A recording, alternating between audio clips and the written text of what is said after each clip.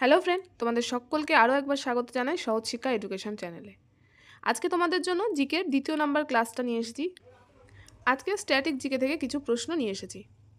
প্রশ্নগুলো তোমাদের আপকামিং যে কোনো চাকরির পরীক্ষার জন্য খুবই ইম্পর্টেন্ট হতে চলেছে। ক্লাসটা প্রথম থেকে শেষ পর্যন্ত দেখবে, ভালো লাগলে একটা লাইক করো। দেখো, আজকের প্রথম প্রশ্ন, নিম্নের কোনটি ভারতের দীর্ঘতম হিমবাহ? সঠিক উত্তর কী হবে? সঠিক উত্তর হবে সিয়াচেন। সিয়াচেন হচ্ছে ভারতের দীর্ঘতম হিমবাহ। দ্বিতীয় প্রশ্ন দেখো, কোন রাজ্যে বসবাসকারী তপশিলি জাতির সংখ্যা সবথেকে বেশি? সঠিক উত্তর হবে মধ্যপ্রদেশ। মধ্যপ্রদেশেই তপশিলি জাতির জনসংখ্যা সবথেকে বেশি। পরের প্রশ্ন দেখি, কোন নদীর তীরে কোটা শহরটি অবস্থিত? সঠিক উত্তর কী হবে? চম্বল নদীর তীরে কোটা শহরটি অবস্থিত। পরের প্রশ্ন দেখো, দক্ষিণাত্যের সর্বোচ্চ শৃঙ্গ কোনটি? সঠিক উত্তর কী হবে? সঠিক উত্তর হবে আনাইমুদি। নেক্সট কোশ্চেন দেখো, ইম্ফল কোন রাজ্যের রাজধানী? ইম্ফল মণিপুরের রাজধানী। পরের প্রশ্ন দেখো, কোন নদীর উপরে পং বাঁধটি গড়া হয়েছে? কোন নদীর উপরে পং বাঁধ গড়া হয়েছে? সঠিক উত্তর কী হবে? বিপাশা। বিপাশা নদীর উপরেই পং বাঁধ গড়ে উঠেছে।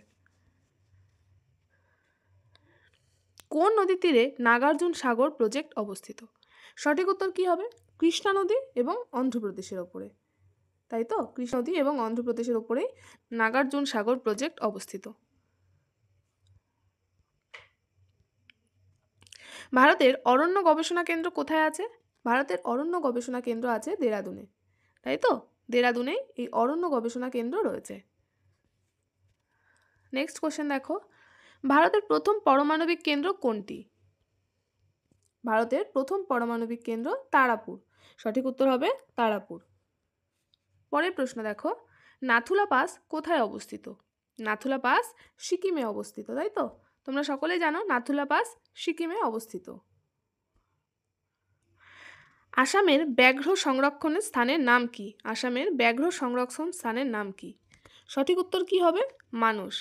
মানস হচ্ছে আসামের ব্যাঘ্র সংরক্ষণ স্থানের নাম। রোহিনা ন্যাশনাল পার্ক কোথায় অবস্থিত? সঠিক উত্তর কি হবে? সঠিক উত্তর হবে হিমাচল প্রদেশে। হিমাচল প্রদেশে এই রোহিনা ন্যাশনাল পার্ক অবস্থিত। পরের প্রশ্ন দেখো, ভারতের সর্ববৃহৎ মসজিদটির নাম কি? তাহলে ভারতের সর্ববৃহৎ মসজিদটির নাম কি? জামা মসজিদ। নেক্সট কোশ্চেন দেখি, শিব সমুদ্র জলপ্রপাত কোন নদীর তীরে অবস্থিত? কাবেরী নদীর উপরেই শিব সমুদ্রম জলপ্রপাতটি অবস্থিত। বলছে ভারতের বৃহত্তম প্রতিবেশী রাষ্ট্র কোনটি? ভারতের বৃহত্তম প্রতিবেশী রাষ্ট্র হচ্ছে চীন। পরের প্রশ্ন দেখি, কোন শহরকে এশিয়ার রোম বলা হয়? দিল্লিকে এশিয়ার রোম বলা হয়। পরের প্রশ্ন দেখি, বোমডিলা পাস ভারতের কোন রাজ্যে অবস্থিত? সঠিক উত্তর কি হবে? সঠিক উত্তর হবে অরুণাচল প্রদেশ। কোন শহরকে গোলাপি শহর বলা হয়? তাহলে সঠিক উত্তর কি হবে? জয়পুরকে। জয়পুরকে গোলাপি শহর বলা হয়। নেক্সট কোশ্চেনটা দেখো, আয়তনের দিক থেকে ভারতের বৃহত্তম জেলা কোনটি? আয়তনের দিক থেকে ভারতের বৃহত্তম জেলা হচ্ছে কচ্ছ।